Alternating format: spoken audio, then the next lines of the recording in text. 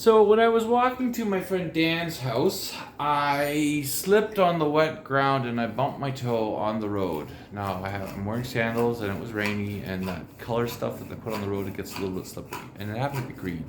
But yesterday I told myself that, please, guy upstairs, use my body and bump my toe if on that day you're scheduling me to meet the police again, and I'm really not thrilled about meeting the police again. So I would like to leave this introductory video to police because I feel that I need to explain what's going on. Dan, what are you doing with my things? Honestly, what are you doing with my What are you doing with my things, Dan? No, I'm just watching your toe. Oh, Dan, I'm sorry. Okay, so I go a little bit weird when people mess around with my things. I have these issues now from psychiatrists. And it began, where am I even looking? I'm looking here, I guess, in that little dot. Okay, so I have these issues with psychiatrists. It began when I was a college teacher and a church minister accused me of child abuse, which was really not cool. And it was a picture of my own son that he brought to police. Anyway, forgiving him for that, the police threatened me. I asked God what to do. God told me that wasn't good. So, I'm not hearing the voice of God. I am logicking it out. That means I'm finding the logical conclusion. And if the logical conclusion doesn't help us as a whole, it definitely doesn't help me. And if it doesn't help me, I'm going to do something about it because I'm greedy too, just like everybody else. So, I walked up to the cop with 3.5 grams of pot, and I told him to please arrest me because the cops threatened to arrest me if I emailed the church again. And I did email the church again on the morning of the 3rd of September because the church wouldn't remove me from their advertising shit. So I replied back with my own garbage. And on the basis of garbage, the senior church minister told the local church minister to report me to the police. The local minister had nothing against me, so he took a picture of my kid with 3 mosquito bites to the police, and he complained that I was abusing children, or my child. The police had to investigate. They came over. That was the 1st of September. Two plainclothes police officers came over. And then, so long story short, on the 4th of September, I'm sitting in a psych ward, and the doctor says to me, "So, you think you're God?" And I said, No, I did not say that. Can we please talk about this for a second? Yes, I believe in God, but I believe that everybody shares the same God. Well, this doctor happened to be Muslim, okay? And I don't know if I offended him or something. But anyway, his name was Liaquat Ali, and it was Royal Victoria Hospital, and that day was on the 4th of September 2012 in Barrie, Ontario. The Royal Victoria Regional Healthcare Centre. That one, the big one. The chief psychiatrist was Anjana Chawla, and my beef extends to her also because after him, he passed me to her. He wouldn't look at me, by the way, when I wanted to talk to him. She wouldn't let me record anything. She denied me the right to have supported visitors. And then she told me, and I kid you not, she flat out told me, if I continue to argue with her about the fact that she is illegally diagnosing me according to her medical textbook, according to her, what's it called? It's called the DSM, it was the DSM-4 at the time, Diagnostic and Statistical Manual of Mental Disorders. According to that, if you're smoking pot, you cannot be diagnosed with schizophrenia or other perceptual mental illnesses because pot is a known psychoactive substance. Now all of that aside, okay, so she misdiagnosed me, big deal, okay, we can forgive her about that too.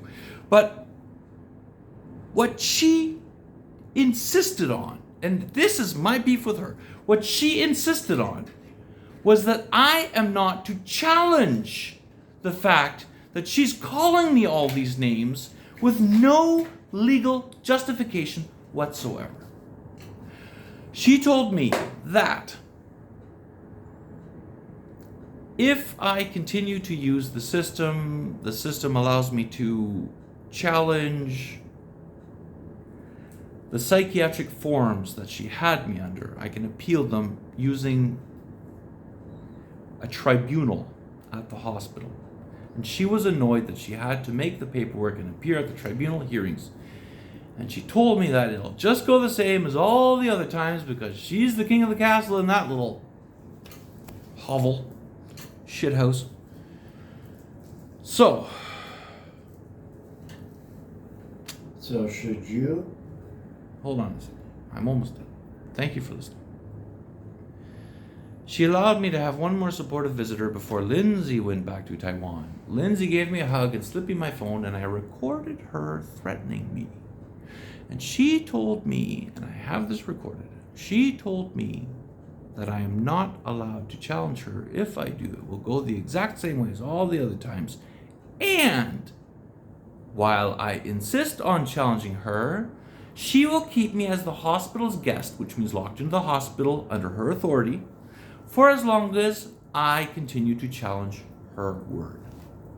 I kid you not, I have that conversation recorded, and then I was only allowed to be released after my sister and my mother signed off on what's called a community treatment order, and that means that I agreed to receive forced injections to combat my mental illness that she says every week, and if I don't appear, then she can call the police and I get locked back in the hospital again. Now, the only reason I was there was because I was writing about my environment anyway. So, I continued to write about my environment while I was there. And that included all of the other patients, like me, who happened to have similar complaints. And I put it all on the internet. So as soon as I got out, she said to me, "What you're doing on the internet is illegal. It's ruining my reputation. I can have you arrested." And I said to her, "Well, you have a community treatment order in place. My body is legally your property. I don't know what you're talking about, because the police are going to ask you what you're doing, because you're clearly not doing your job if you're supposed to be taking care of my mental health, lady." So she then said, "Okay, I'll tell you what, I'll take you off of all injections. I will give you back your ability to refuse all medications. Just please, please, please take down the blog of defamatory information about the name Anjana Chawla, who's now working at the Waypoint Mental Health Center in Ontario," my son told me. And she swore to me that she would have my son removed from my custody because, by God, I'm a child abuser and I'm guilty of that crime, even though I never had a trial. Nobody ever convicted me, but a minister took a picture to the police. So according to her, I'm guilty of child abuse too. Now, I ask you folks, who is mentally ill in this story? Dan, thank you, but I need to get this on the internet. Like, this is seriously, this is on my heart, guys. And that is what all of this fucking shit is about. And it's been fucking 12 years, and I've been in jail for 3 years because I've been trying to crack this, and Ontario hasn't been listening, and I went to Taiwan to ask them for help, and I went through the whole system in Taiwan, several different courts, both levels. Now I'm arguing with the Constitutional Court, and I find out that Taiwan is actually lying to all of its people about China. Taiwan is saying that Taipei is the capital of all of China, when the rest of the world thinks that Beijing is the capital of all of China. And I'm the one that's supposed to be mentally ill. In the Constitution of the Republic of China, which is Taiwan's supreme law, Article 4, it says that the citizens of the Republic of China own the land of China. Article 1 says democracy rules the place, and the date of that agreement was 1947. But the Taiwan government says that the China government relocated to Taiwan in 1949 democratically. I mean, the Constitution is supposed to be democratically, but China never did. They never had a vote. And the Republic of China government was in China at that time, but it was supposed to be democratic. So if you don't have a vote and you're removing the capital of a country from the country to make your own country, is that legal, folks? I mean, do you understand what China is confused about? They're not actually going to attack Taiwan. No bombs. There's no bombs. Okay, there's peace. But China is absolutely right. Taiwan has lost their mind. And I am now back in Canada wondering, at what point is somebody going to listen to me and arrest these two psychiatrists, Liaquat Ali and Anjana Chawla? I will put that recording at talktodream.com. There's a petition against the Constitution Court of Taiwan. Petition to the Constitution Court of Taiwan with an offer for them to clear my slate in Taiwan, make it clean, so that I can go back to Taiwan and back to my wife and back to my cats and my 45-story house and all of the things in it with my beautiful wife in Taiwan. I want to go back there, and I don't want to be accused of anything that I didn't do by prosecutors who are not listening to me. And that's all written down in the petition to the Constitutional Court of the Republic of China, but the government's corrupt. So what can I do but partner with China and say, hey, China, do you want Taiwan or not? Let's work together. Seriously. Thank you. That's what you're up against. Renee4pm.ca and talktodream.com.